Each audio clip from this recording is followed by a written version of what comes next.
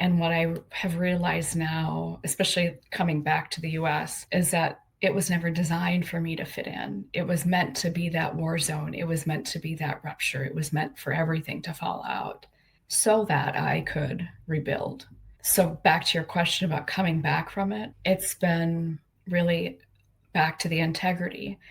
What does integration look like for me? What does not making myself wrong look like? What does still being in integrity? What does it look like to say my first business there failed?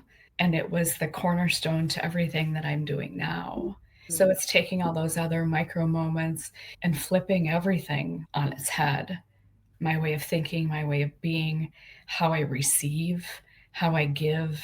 What does unconditionality look like in everything I do? And then what part is fear? And fear as in, oh, this is a big leap over my body's resistance in this. Events Demystified, the podcast for event professionals.